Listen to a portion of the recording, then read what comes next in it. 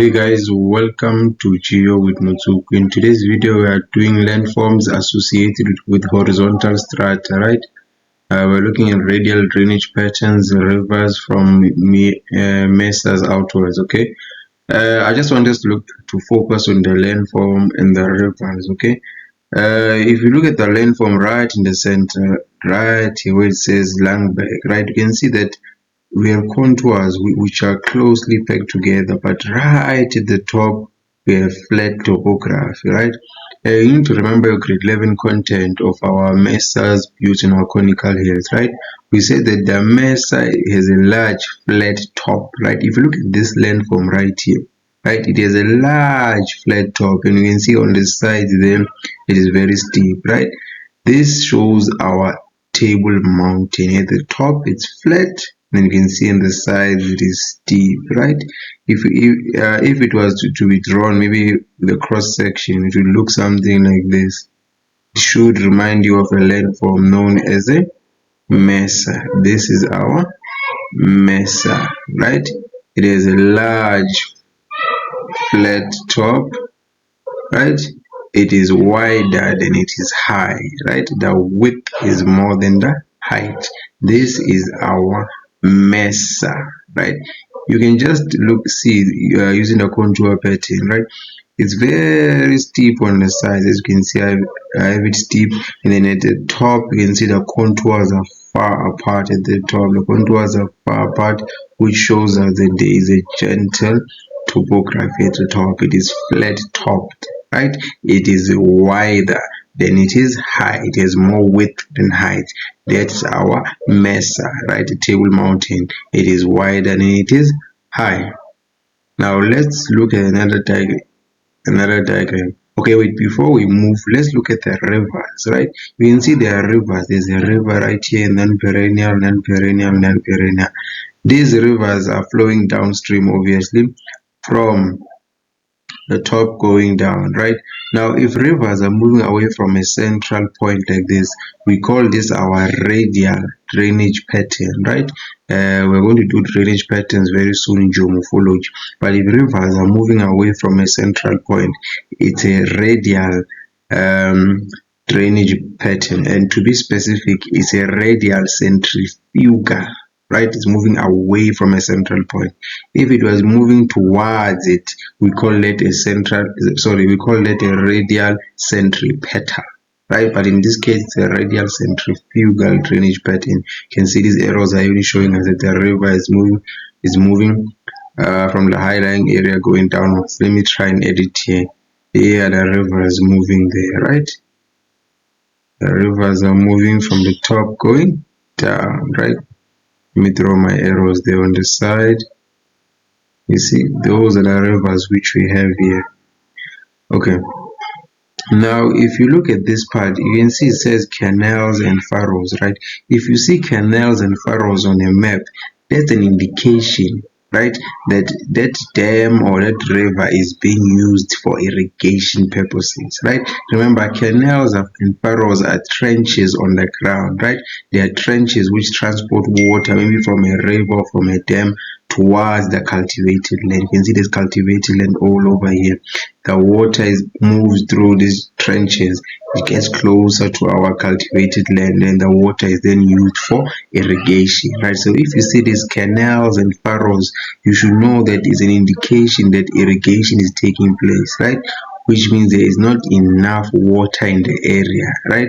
There is small dams, there is seasonal rainfall, there is non-perennial rivers. So water has to be transported using these trenches to get closer to the cultivation, okay? So that it can be used for irrigation, okay? We all know a row of trees, right? If you see we have a row of trees next to a river, that means its purpose is to prevent soil erosion, right, next to a river. But you know that if we saw them next to, maybe for example next to cultivated land, we know that the function of the row of trees is to act as windbreakers, right? But in this case, you can see we have a row of trees next to our river, which means that the function is to prevent soil erosion, right? Prevents soil erosion.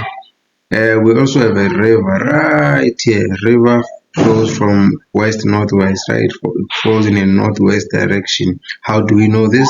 We look at the dam wall. We look at the direction in which this dam wall is facing. Now let me put my cardinal points there, right? I'm putting them in red. We have north, we have south, we have west, we have east, right? We look at the direction in which this dam wall is facing. As you can see, it is facing northwest, right? They gave us west, northwest, right? Which means they are using all 16 cardinal points. But even if you said it is going in a northwest direction, it's perfect, right? You can see the dam is blocking on this side, which means that obviously the river is going in this direction. I've never seen water go back and then jump the dam wall and go this side, right? If the water is stored on this side, it means the dam wall is going in this direction. So it means the river is going in this direction, northwest. Okay, let me erase this. We also have a pass right here. Pass, as you can see, there's a. Now, if you look at this landform here, right, you can see the contour lines are close together and they're almost evenly spaced, right? And then right at the top there's a spot height. Okay, right at the top there's a spot height. Remember, if we have contour lines all over and then at the top we have a spot height, it means that this spot height is higher than the surrounding or the nearby contour lines, right? Which tells us that the landform is pointed. It is pointed, it is steep. Okay, let me redraw this. The landform is steep, right? Because the contours are closer together, obviously. So our landform is steep, but then at the top, it doesn't have a flat top like our Mesa. It is pointed. It is pointed, right?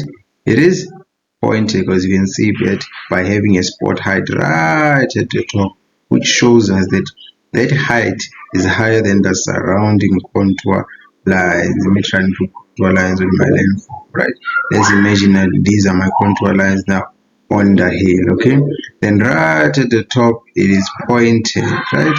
Because there is a spot height, right? The spot height means that this particular area is higher than the surrounding contour lines. Okay, now that's how we know that this is our conical hill.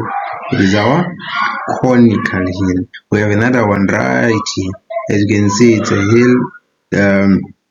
Contours are enclosed, right? Showing us that there's a hill. Then with this one right at the top, we have our trig station, right? Our trig station, which shows us that at that particular area, the height, and my trig station also shows us height. That height is higher than the surrounding contour lines, right? It's also going to be pointed, right? It's also giving us our conical hill. Or conical hills do not have that large hard rock at the top. You can see this Mesa. Let me do this. A Mesa has a large hard rock at the top, right? Look at this rock at the top. Now with our with our conical hill, this flat rock at the top has been eroded away, right? Our large resistant flat rock cap has been eroded away. That's why this one is just pointed, right? And you will see that because it will have a spot height at the top or a trig station at the top. This is my conical hill, right? It is my conical hill. Okay, we have already established that this landform here is our Mesa and this is a conical hill, right? Which means these are two high-lying areas. Now, the low-lying area between them, right? The low elevation between two high-lying areas, we call this our pass, right? Our pass. Another word for it, I don't know if I'm pronouncing it well, Poort or Poort, I don't know how to pronounce that one, okay? But it's called a pass or a whatever.